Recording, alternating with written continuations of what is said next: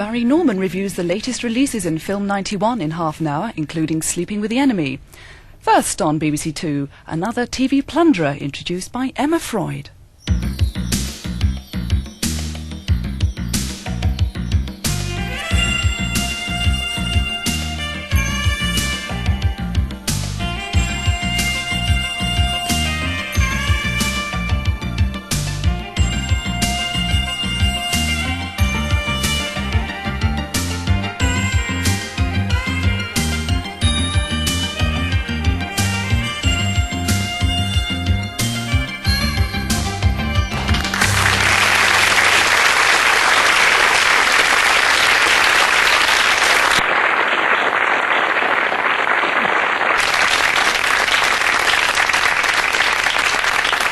My guest today on Plunder was born in 1960, but bred sometime in the 18th century. Educated at Ardingly College and Magdalen, Oxford, he edited a university magazine with the very grown-up name of Passing Wind. This turned out to be an excuse for him to interview his heroes, one of whom was the editor of Private Eye, Richard Ingrams, who 4 years later offered him his job. It's said that at the lunch where this was announced, everyone assumed that Ingrams was joking, and several people fell off their chairs laughing at the absurdity of the idea. But 4 years later, he's raised the fortnightly sales to $250,000 and the libel costs to $750,000. The most arresting thing about my guest, however, is not his wit, his skill as a journalist, or his ability to write the most politically astute sketches performed by Spitting Image, but the way he inspires other journalists to describe him. He is, apparently, a pushy midget with sultana-style eyes and a bourbon-flavoured laugh, and he sports a selection of lumpish features reminiscent of those exotic vegetables left for months on a grocer's shelf because nobody knows how to cook them. This is Ian Hislop.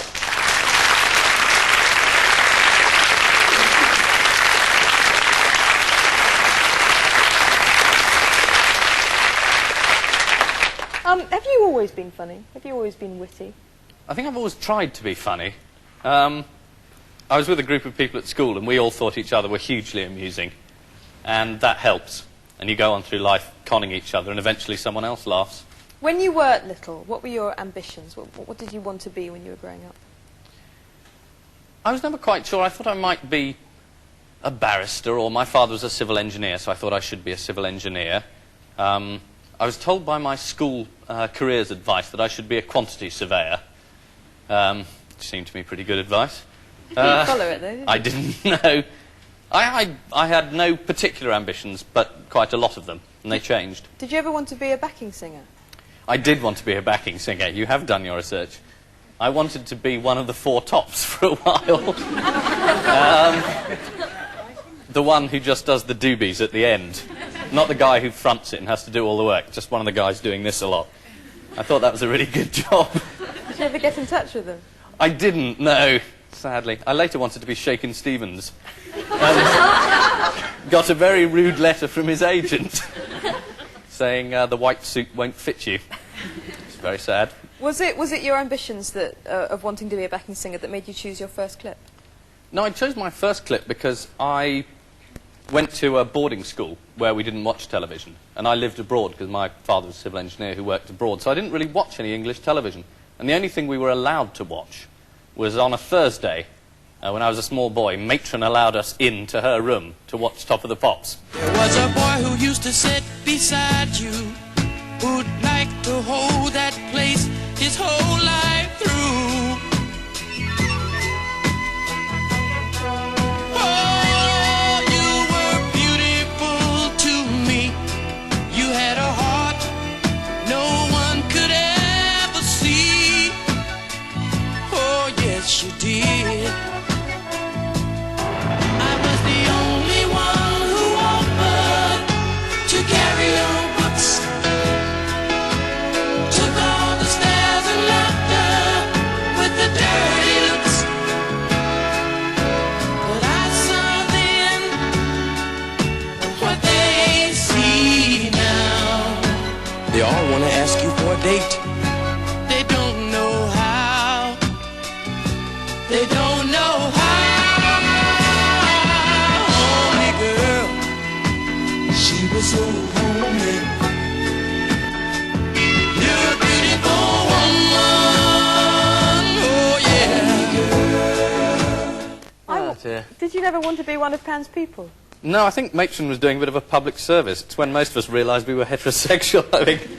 You said so terrible. I thought they were wonderful. Well, I mean, they were so terrible. It is extraordinary to think anyone got away with that. Did you start going bald when you were at school? I think it was just afterwards, actually. Do you mind about it? Not really, no. Other people mention it a lot.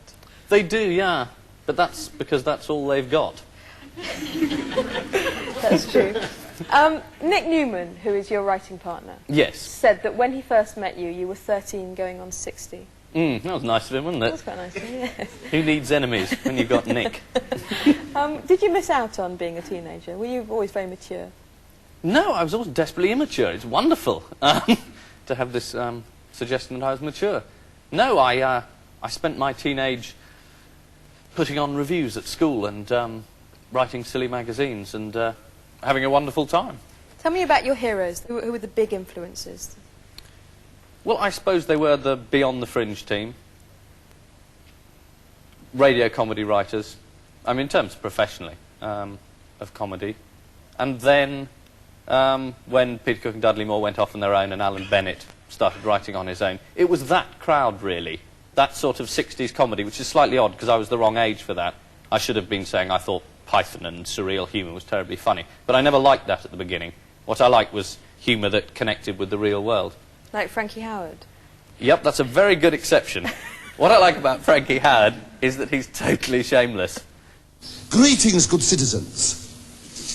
Oh, the prologue. Now, our story today concerns Aphrodite. Aphrodite, who, as you may or may not know, is that cow of a woman who lives next door. I hate her. I don't care. I do, honestly, I hate her. I don't... Now, look, you know me. I am the last one to talk about anyone behind their backs. I mean, you know that. But it came to pass. Oh, dear, it sounds like the milkman calling its horse. Nay, nay! I think it is his horse. Oh, dear. Here she is, the soothsayer, Senna. Whoa, whoa! Oh, doesn't she go through you? Dishonour will fall on this house this day. Dishonour? One who is a traitor to the state will be exposed and laid bare.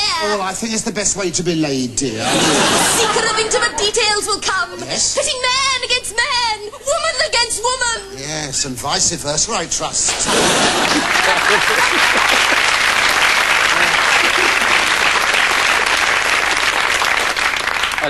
I should have mentioned Kenneth Williams there, because that clip reminds me of him at his best. Did you love him? I thought he was wonderful. I got to do just a minute with him, which was a great meeting of my hero. Were you any good at it? No, I was hopeless. Why? But I was on his side, so he just talked for the whole time, and the audience loved him. That must be such an extraordinary feeling, having listened to something for, 20 years and loved it, and then being on it.